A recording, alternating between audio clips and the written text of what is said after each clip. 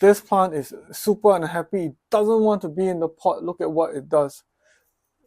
If I just lift it, the whole plant. Hi everyone, Hendrika here, your guide to Once Upon an Orchid, and today we have a problem. We're going to solve a problem because this plant here, which is a Holcoglossum subulifolium crossed with Vanda ceruleans, yes, this is still unregistered, is very unhappy to be in this pot. How do you know whether a orchid likes to be in a pot? Is such as this one right here. This is a Phalaenopsis, and also with a Holcoglossum, it's very happy in the pot because it doesn't want to leave the pot. You see, as I pull the plant, yes, I can pull the plant. Okay, it doesn't want to leave the pot, meaning that the roots have grown right into the pot. Even though right here the roots have come out, there are definitely firm roots inside this pot. So therefore, this plant is super unhappy. It doesn't want to be in the pot. Look at what it does. If I just lift it, the whole plant.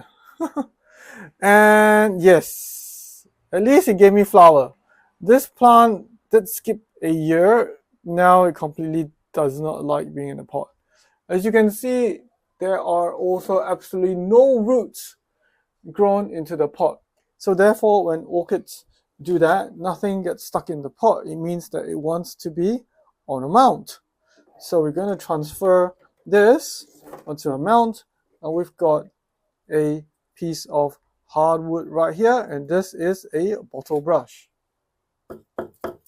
This is good wood because when you bang it, it's hard and it will not rot, and this thing will stay solid for a long time. So what are the things you need?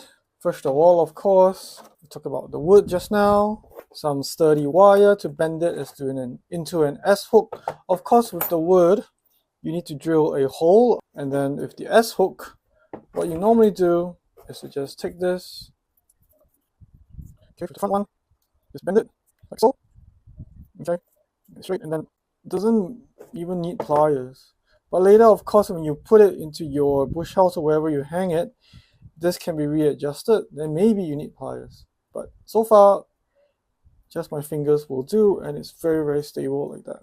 Then, to mount the orchid, I like to use these cutout stockings. Basically, you just take a leg piece and you cut it into rings, and then I split it into half, so it's nice and elastic.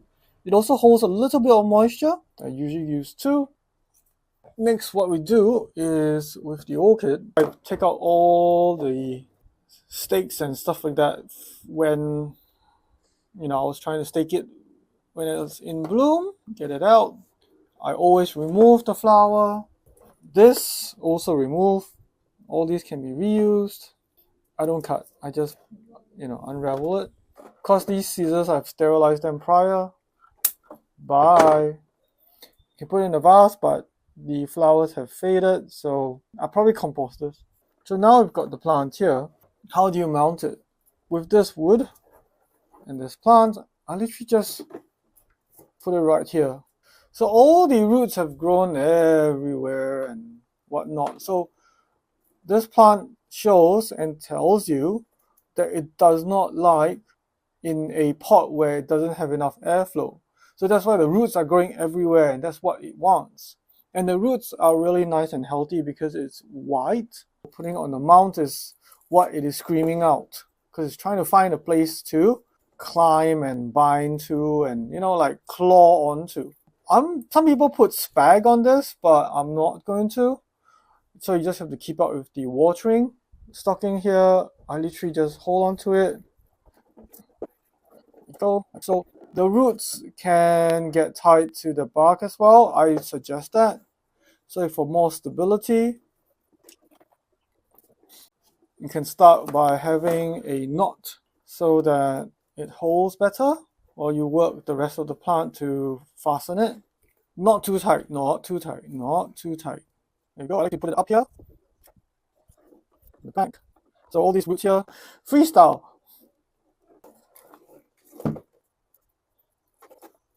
I do tie a dead knot on it, meaning like a double knot. Sometimes I put ribbon, sometimes I don't, but in this case I am not to. Put a double knot, not too tight. So this one, what happens is now the plant is fully secure and it's got lots of room to breathe. It does have a little bit of moisture. If I wanted to put some spag and things like that, I can. So one is good enough because it is not going anywhere. As you can see, the plant is firm. So when I hang it back up onto the wall, it should be fine. They are okay like this. They generally do well because they are tree dwellers. They really do not like being in a pot. 6 months later. So just an update of the plant. This is where it is sitting. The roots are just going crazy and going everywhere. It's gone into this Phalaenopsis plant, so I'm gonna pull it out, otherwise it's gonna encroach into this plant space. Whether it attached itself onto the bark, I don't think it did. Having a follow-up to the Holcoglossum amacianum video that I did, if you're yet to watch it, click the link here on the propagation. So this is the back cut that had got no leaf. I left it and now it's got this pup and it's going to flower again. This aborted, something chewed it up, so it's going to flower again. I'm super excited. And some other ones, this is my other specimen of the Holcoglossum subulifolium with Vanda ceruleans. So same plant, hasn't flowered but it's going to flower again. So this one, as you can see, is attached itself to the wood. It really likes this bark and I'm excited to see the flower. This is the top cut to the second one of the amacianum. It's doing quite well. It also, I think, wanted to flower, then it aborted. So I guess for Holcoglossum species, they like being on the mound. And so is this one. This one is the subulifolium with the Christisonianum. It's very happy here. You see the green root is here. The little follow-up to the Linacina video, the Vanda Linacina, it just sits here at the side of the shade house. It's where it sits, and also everything. Most of these that are on the mounts are a Holcoglossum background. But yeah, this is another one. This is a Holcoglossum rupestre with Vanda perplexa. I got it from a flask. This is the biggest one yet. So I hope you have learned something about when to mount the orchid, when it likes the mount, when it likes the pot. So thanks for watching. I'll see you all in the next video. Bye for now.